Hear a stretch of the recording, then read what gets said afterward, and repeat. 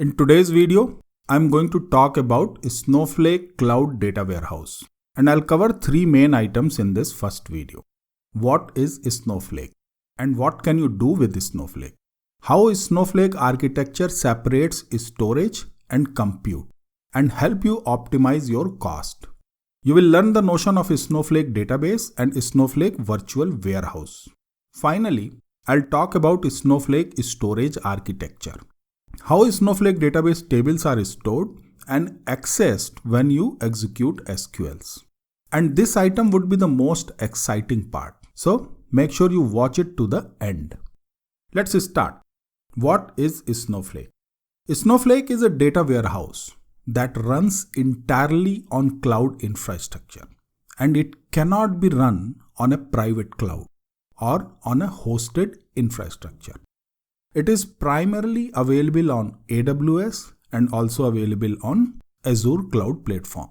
You should always remember that Snowflake is not a relational database. So, it doesn't enforce primary key and foreign key constraints. But it offers Snowflake SQL commands like DDL, DML, and SQL functions. It also allows you to create user-defined functions and stored procedures using JavaScript. Interesting, right?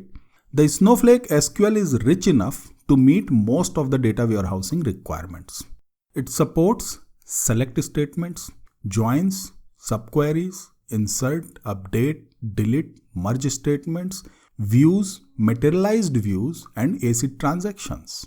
It also supports common analytical aggregations such as cube, rollup, grouping sets, windowing functions, connect by, and recursive CTE. Like any typical data warehouse, it allows connection from most of the popular data integration tools, self-service BI tools, and visualization tools such as IBM DataStage, Informatica, Talent, Pentaho, Power BI, Tableau, ClickView, Spotfire, Apache Kafka, Apache Spark, and Databricks. If this is not enough, you can use JDBC ODBC drivers to connect from your application. You'll be amazed to know that it also offers native connectors for languages like Python, Golang, and Node.js. For ad hoc querying, you can use a Snowflake web interface, which offers almost every feature that you would expect from a SQL worksheet or a database IDE. Alternatively, you can install Snowflake CLI on your local machine or connect using DBAver. Again, impressive, right? But I'm not yet, because all this is anyway offered by almost every data warehouse system. What makes Snowflake different? Well, it is the Snowflake architecture. The Snowflake system is designed in a way to scale and perform without any indexing, tuning, partitioning, and physical storage design considerations. So, you do not have multiple knobs to tune the database performance. It just works, at least what the vendor claims. But you have few of the knobs to tune your cost and optimize your pay-per-use bills. Sounds interesting? Yes, it is. Let's try to understand how this fantastic data warehouse system architecture is designed to achieve all that. The first great thing that the Snowflake does is a real separation of storage and compute resources. In Snowflake, you will have a notion of two things: database and virtual warehouse. The database is the storage layer. It allows you to define a database, a bunch of schemas, and then add tables to the schema. Once you have tables, you can start loading data into those tables. This is the typical structure that we follow in any data warehouse, right? But there is one thing which is unique in Snowflake. The data in the tables are stored in Amazon S3, and it consumes storage only cost. There is no compute cost attached to the database unless you are executing DDL or DML queries. What it means? You will pay for the compute cost while you are running DDL statements to create a database, a schema, table or other structural objects. If all these activities takes 30 minutes, you will pay for 30 minutes of compute cost. Once your table structure is in place, you would want to load some data into your tables. If your data load job is running for an hour in a day, you pay for the compute cost for an hour. Rest of the time, you will be paying only for the storage cost. Similarly, if you are running queries for 3 hours a day, you will be paying to compute cost for those many hours. That's how it works at a high level. The next part of the Snowflake is the virtual warehouse, which is nothing but a compute cluster. They are named after virtual machines, but instead of machines, Snowflake termed them as warehouse. In short, we call them VW instead of VM. You can create VW of various sizes depending upon your requirement. It could be a single node VW, or it could be a multi-node VW such as 2 nodes, 4 nodes, 8 nodes, 16 nodes and so on.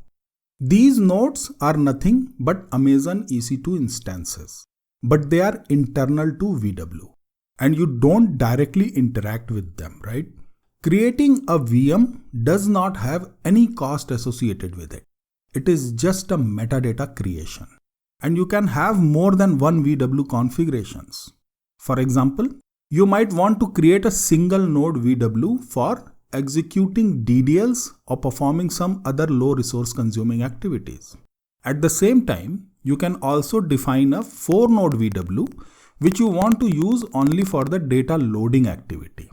And you can create one more, a 32 node VW which you wish to apply for a high performing computation job that triggers every hour and completes in less than 5 minutes. The point is straightforward. You create your compute resource definition and start it only when you want to do some computation and shut it down when the computation activity is over. In this way, you pay the compute cost only when your VW is running. And the best part is, you know which job is costing you how much money, right? A job that runs for 5 minutes on 32 node VW and triggers 24 times a day is charging you for 2 hours of a 32 node VW, right? And that's valuable information for the business, isn't it? You can also use the same VW to execute multiple concurrent queries. In that case, as the queries are submitted to the same VW, the warehouse allocates resources to each query and begins running them. If sufficient resources are not available to execute all the queries, additional queries will be queued until the necessary resources become available. So, you have all the flexibility to plan the compute workload and reuse your VWs. The notion of VW doesn't stop there. Snowflake also offers a unique idea of multi-cluster VW for auto-scaling. For example, you created a multi-cluster VW and started a query on the VW. Snowflake would start your query normally in the same VW. However, if you start submitting more and more queries on the same warehouse, at some point, they will consume all the resources and additional queries will be queued until existing ones are complete. But you created a multi-cluster warehouse. A multi-cluster warehouse will detect this scenario and automatically launch a new warehouse to execute the queued SQL. The point is straightforward. Snowflake allows you to configure automatic scale-up by starting additional VWs and scale down by shutting down the VWs depending upon the workload. This feature is powerful if you have strict performance SLAs. Great. So you can draw a high-level architecture diagram using the discussion that we had so far. It looks like this. You have databases at the bottom. These are storage only. Then you have warehouses on top.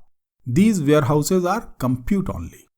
There is another separate layer which is for managing metadata, security, automatic performance optimizations, transactions, and concurrency management. This layer is what enables Snowflake to act as a database and comes mostly at a nominal fixed price. Your main cost is associated with the storage and compute requirements. Great. Looks impressive? Not yet. Separation of storage and compute is available with many other products, including Amazon EMR and Databricks. You also have a rich enough SQL offered by Spark SQL. So, most of those things that I discussed are available with a few other products as well. Snowflake provides a better user experience and makes it simple to implement, but it doesn't make Snowflake unique enough yet, isn't it? Let's deep dive into the database storage layer, and I'm sure you will be impressed almost immediately. Snowflake decided to use S3 as its storage layer. That was a contrarian decision for database storage, because we all know that S3 comes with a varying performance and put up several restrictions. For example, S3 has a much higher latency and CPU overhead compared to the local storage. That is why HDFS on local storage works a lot better than S3. The second problem, we can only overwrite files in S3. It does not support updating or even appending the same file. These two problems are so critical that they often put a hold on the decision to use S3 as a database storage. I mean, you can dump files in there, but using it as a database storage layer would be a no-no talk, right? However, the Snowflake team found two main technical reasons to use S3. High availability and scalability. You already understand these things, right? S3 doesn't go down. And once saved, you cannot lose your files. Now the second and the most critical reason. S3 APIs allowed them to read a part of the data from an S3 file. What does it mean? Well, the ability to read in parts without even loading the entire file is a kind of random access capability, isn't it? Not truly, but a kind of, right? And that could be a powerful feature if you have something like an index that allows you to read exactly what you want to read and avoid reading unnecessary volumes. Great. So the next question is, how exactly Snowflake leveraged these S3 capabilities? Let's assume that you have a large table. For a simple illustration, consider this table. This one is a relatively small table, but the idea that I'm going to explain is applicable for a super large table as well. The first thing that Snowflake does is to break the table into multiple smaller partitions, and they call it micro partitions, which is not more than 500 MB in size. So each table partition is between 50 to 500 MB of uncompressed data. The next thing that they do is to reorganize the data in each partition to make it columnar. What does it mean? Simple. Column values in the partition are stored together. The next step is to compress each column. And that's unique.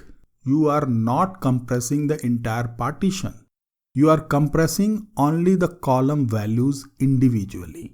Finally, they add a header to each micropartition. The header contains an offset and length to each column stored within the micropartition. They also store some other metadata information in the header, but the column offsets are the most critical information for us to understand the read pattern. Now these micropartitions are stored in S3 as immutable files. And a lot of additional metadata and statistics about these micropartitions is maintained in the Snowflake metadata layer. And that's why they call the cloud services layer of the Snowflake as the brain of the Snowflake. When you fire an SQL query, Snowflake would know which tables and what columns do you want to read. Which micropartition files in S3 belong to the desired table. So they know which files to read. But instead of reading a complete file, they first read the header. and then read only those columns which you wanted to read. And this is possible because S3 APIs allow them to read part of a file based on offset and length. Amazing, isn't it? I assume that you are getting a sense of how this storage architecture allows them to optimize their I/O operation. Let me elaborate a little. Snowflake stores metadata and statistics about all the data stored in the micropartition. So, they know the range of the values and the number of distinct values for each of the columns in the micropartition. So, when you apply a filter in a where clause, they know which micropartitions would have the desired data. This allows the first level of partition pruning and targets only those micropartitions where the desired data is stored. In the next step, they first read the micropartition header and then only read the desired columns. And this allows the second level of column pruning and minimize the overall I/O for the SQL. In other words, they automatically apply a generic partitioning strategy and columnar storage and take away this headache from the database designers. In most of the cases, this generic partitioning works very well due to the tiny size of each micropartition. If you have a time series data and your queries are filtering on a time frame, this partitioning strategy works like a charm. In certain other use cases, when you already know your commonly used filtering columns, they also give you an option to define table clustering key to increase the degree of partition pruning. The notion of clustering key is similar to what we see in Cassandra. That means the data is ordered by the clustering key and stored close to each other. Great! I'll cover some more exciting details in part 2 of this video. See you again.